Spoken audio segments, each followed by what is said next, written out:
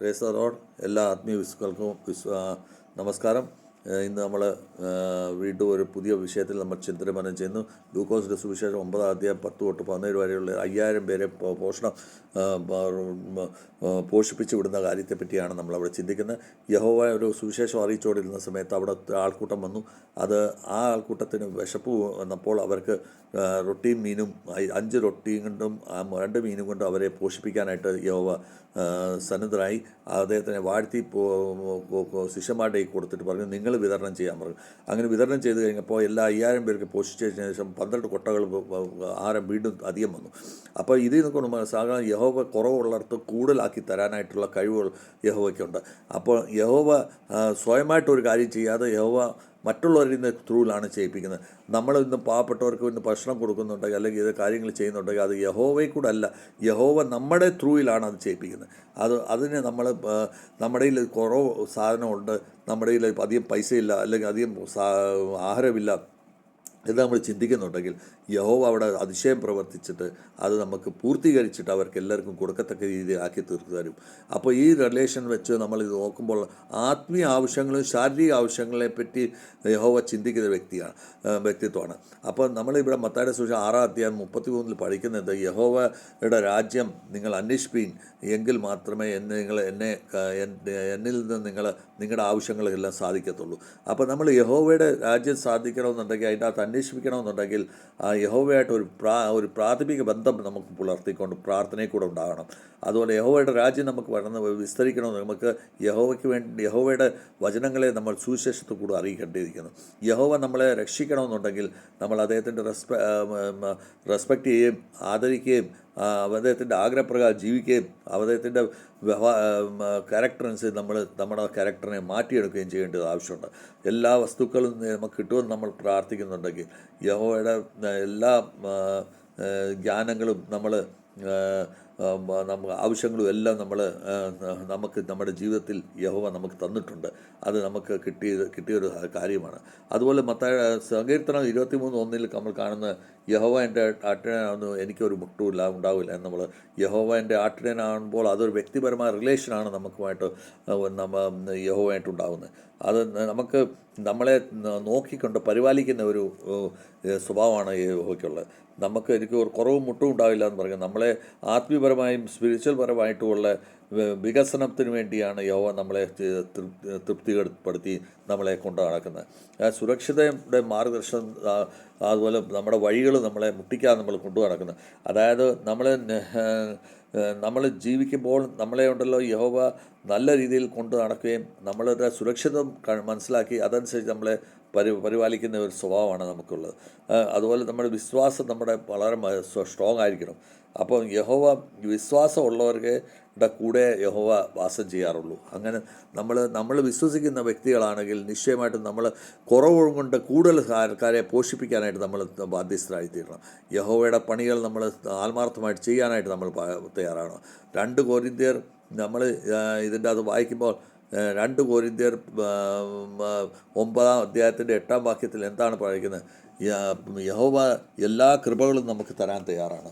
പക്ഷേ നമ്മൾ അത് വായിക്കാനായിട്ട് നമ്മൾ ബാധ്യസ്ഥരാണ്. 9:8 നമ്മൾ വായിക്കുമ്പോൾ ഇങ്ങനെയാണ് നമുക്ക് കാണാൻ സാധിക്കുന്നത്. യഹോവയുടെ എല്ലാ അനുഗ്രഹങ്ങളും നമുക്ക് ആദ്യമായിട്ട് നമുക്ക് കിട്ടും. അത് എല്ലാ കാര്യങ്ങളും സമയമാകുമ്പോൾ നമുക്ക് നമ്മുടെ അടുത്ത് വരും. നമ്മുടെ നല്ല കാര്യങ്ങൾക്ക് വേണ്ടി നമ്മുടെ കയ്യിൽ ഒന്നുമില്ലെങ്കിലും ആ സമയമാകുമ്പോൾ നമുക്കതിന് വേണ്ടി നിവർത്തിയായിത്തീരും എന്നാണ് പറയപ്പെടുന്നത്. അപ്പോൾ പൗലോസ് അപ്പോസ്തലൻ ഉണ്ടല്ലോ, നമ്മൾ യേശു മശിയുടെ സുസമാചാര അല്ലെങ്കിൽ സുവിശേഷം അറിയിക്കുന്ന സമയത്ത് അദ്ദേഹം പറഞ്ഞത്, നിൻ്റെ ജീവിതത്തിൽ എന്തെല്ലാം ആവശ്യമുണ്ടോ അതനുസരിച്ച് നീ യഹോവയിലേക്ക് നീ തിരികൊണ്ട് ആവശ്യമുള്ളവർക്ക് ആഹാരം കൊടുക്കുക, തുണികൾ കൊടുക്കുക, അതുപോലെ തന്നെ പട്ടിണി കിടക്കുന്നവർക്ക് ആഹാരം കൊടുക്കുക, അതുപോലെ പ്രയാസത്തിൽ നിൽക്കുന്നവർക്ക് അവർക്കൊരു സപ്പോർട്ടായിട്ട് നമ്മൾ ജീവിക്കുക. അതോടൊപ്പം തന്നെ സമയവും അതുപോലെ നമ്മുടെ സ്നേഹവും എപ്പോഴും യഹോവ നമ്മളെ പഠിപ്പിച്ച പ്രകാരം നമ്മളെപ്പോഴും ചെയ്തുകൊണ്ടിരിക്കേണ്ടിയിരിക്കുന്നു. ഇതൊക്കെയാണ് നമ്മളെ ഇന്ന് പഠിപ്പിക്കുന്നത്. നമ്മളിത് മനസ്സിലാക്കേണ്ടത് എപ്പോഴും നമ്മൾ മറ്റുള്ളവർ പറയുന്നത് കേൾക്കാൻ നമ്മുടെ യഹോവ വചനപ്രകാരം നമ്മൾ എങ്ങനെ ഉപയോഗിക്കാൻ ആഗ്രഹിക്കുന്നു നമ്മളതനുസരിച്ച് ഉപയോഗിക്കപ്പെടണം. ചില സമയം നമ്മൾ ചിന്തിക്കാറുണ്ട്, എൻ്റെ ഈ പൈസയില്ല, സാമർഥ്യമില്ല, സംസാധനങ്ങളില്ല. അപ്പം പക്ഷേ നമ്മൾ യഹോവയിൽ പൂർണ്ണ വിശ്വസിച്ച് കഴിയുമ്പോൾ നമ്മുടെ കയ്യിൽ ഉള്ളത് കൊണ്ട് സാധനത്ത് കൊണ്ട് അറിയാതെ അത് വളർന്നു കിട്ടുമ്പോൾ നമ്മൾ കൊടുക്കാൻ സാധ്യത.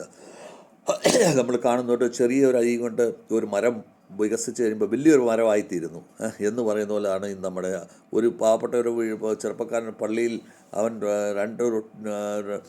രണ്ട് റൊട്ടിയും കൊണ്ടാണ് പോയിരുന്നത്. പക്ഷേ ആ പ്രോഗ്രാം തീർന്നു കഴിഞ്ഞപ്പോൾ ഈ ആഹാരം കുറവാണല്ലോ എന്ന് പറഞ്ഞു. അങ്ങനെ പറഞ്ഞപ്പോൾ അവന് ദൈവത്തോട് നമ്മൾ പ്രാർത്ഥിച്ച് അവനുണ്ടല്ലോ നോക്കി വാഴ്ത്തി കഴിഞ്ഞപ്പോൾ ആ റൊട്ടികൾ വികസിച്ചു. അങ്ങനെ അവന് ആ റൊട്ടിയും 2 റൊട്ടിയും കൊണ്ട് അവന് എല്ലാവർക്കും അത് ആഹാരം കൊടുക്കാനായിട്ട് സാധിച്ചു. അപ്പോൾ യഹോവയിൽ നമ്മൾ വിശ്വസിച്ച് ഉറയ്ക്കുമ്പോൾ നമുക്കത് സാധിക്കും എന്ന് നമ്മൾ പൂർണ്ണ വിശ്വാസം നമുക്കുണ്ടായിരിക്കണം. അത് കഴിഞ്ഞിട്ട് നമ്മൾ കാണുന്നത് സാധിക്കുന്നത് എങ്ങനെയാണ്? എല്ലാ കാര്യത്തിലും സമർപ്പണവും യഹോവയിൽ നമ്മൾ വലുതായി തീരുവാൻ നമ്മൾ സഹായിക്കണം. അത് വളരെ ആവശ്യമാണ്. ഇതിൻ്റെ അകത്ത് നമുക്ക് മുഖ്യമായ പ്രചാരണം എന്തുവാണ്? നമ്മുടെ മുഖ്യമായ വചനം നമ്മൾ യഹോവയുടെ ആവശ്യങ്ങൾ നമ്മൾക്ക് അറിഞ്ഞിരിക്കണം. അതനുസരിച്ച് നമ്മൾ പ്രവർത്തിക്കണം.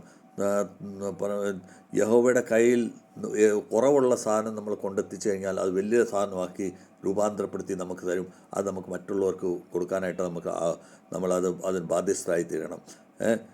അത് നമ്മൾ ഈ നോയമ്പ് കാലത്ത് നമുക്ക് സമർപ്പിക്കപ്പെടുന്ന ഈ ജീവിതത്തിൽ നമുക്ക് ആത്മീയപരമായിട്ട് നമുക്ക് സമർപ്പണത്തിൻ്റെ ജീവിതം ആക്കി തീർത്ത് വിശ്വാസത്തിന് വേണ്ടി നമ്മൾ സമയം കണ്ടെത്തി സാമർഥ്യവും ഇൻഫ്രാസ്ട്രക്ചറും അല്ലെങ്കിൽ നമുക്ക് വ്യവസ്ഥകളും നമുക്കിപ്പോൾ എല്ലാം യഹോവയിലേക്ക് സമർപ്പിച്ചുകൊണ്ട് നമ്മൾ വളർന്നു പോകാനായിട്ട് നോക്കണം.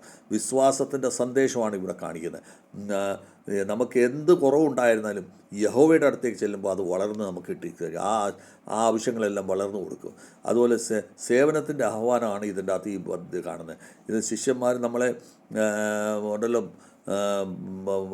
ഫുഡ് വിതരണം ചെയ്യുമ്പോൾ അവിടെ വിശ്വാസത്തിൻ്റെ പുറത്ത് ആത്മീയപരമായും ശാരീരികപരമായും വികസനം ആണ് നമ്മൾക്ക് കിട്ടുന്നത് എന്ന് മനസ്സിലാക്കണം. ഇങ്ങനെയുള്ള അവസ്ഥയിൽ നമ്മൾക്ക് ഇന്ന് ഈ ജീവൻ്റെ റൊട്ടിയായ 5 റൊട്ടിയും 2 മീനും കൊണ്ട് നമ്മൾ യേശുക്രിസ്തു ഇന്ന് 5000 പേരെ പോഷിച്ചതുപോലെ തന്നെ നമ്മുടെ ജീവിതത്തിലും നമുക്ക് എല്ലാ കാര്യത്തിനും കുറവുകൾ തന്നെ ഉണ്ടായാലും അതിൽ നമുക്ക് യഹോവയിൽ സമർപ്പിക്കപ്പെടുമ്പോൾ നമുക്കെല്ലാം നമുക്ക് ബ്ലെസ്സിങ്ങോടുകൂടി അതെല്ലാം വളർന്നു കിട്ടും എന്ന് നമുക്ക് വിശ്വസിക്കാം. അങ്ങനത്തെ ഒരു ജീവിതത്തിൽ നമ്മൾ ആയിത്തീരുവാനായിട്ട് നമ്മൾ പ്രാർത്ഥിക്കുക. ഈ നമ്മുടെ കുടുംബങ്ങൾക്കും നമ്മുടെ കലീശയ്ക്കും നമ്മുടെ ബന്ധുമിത്രാദികൾക്കും എല്ലാവർക്കും എന്നെ കേൾക്കുന്ന എല്ലാ വ്യക്തികൾക്കും ഇത് തന്നെ ഒരു ആത്മീയ വികസനം ഉണ്ടായി നമ്മുടെ ഭൗതികപരമായ നമ്മളെ ദൈവത്തിലേക്ക് അടുക്കുകയായി ദൈവം നമ്മൾ അടുത്ത് കഴിയുമ്പോൾ നമ്മുടെ ഭൗതികപരമായ കാര്യങ്ങളെല്ലാം പൂർത്തീകരിച്ച് തരുകയും ആ കാര്യം കൊണ്ട് നമ്മൾ ജനങ്ങൾക്ക് നമ്മൾ ഉപകാരപ്പെടുത്തുകയും അവരെ സൗഖ്യപ്പെടുത്തുകയും അവർക്ക് ആഹാരം കൊടുക്കുകയും അവരുടെ ജീവിതത്തിൻ്റെ എല്ലാ ബുദ്ധിമുട്ടുകളും പ്രയാസങ്ങളും അവർക്ക് ആയിത്തീരാനായിട്ട് നമ്മൾ പ്രാർത്ഥിക്കുക. എല്ലാ നമ്മൾ ചിന്തിച്ച് ഈ വചനം നമുക്ക് എപ്പോഴും നമ്മുടെ ജീവിതത്തിൽ പ്രവർത്തനം നടത്തട്ടെ എന്ന് നമ്മൾ പ്രാർത്ഥിച്ചുകൊണ്ട് എൻ്റെ വാക്കുകൾ ചുരുക്കുന്നു. God bless to all.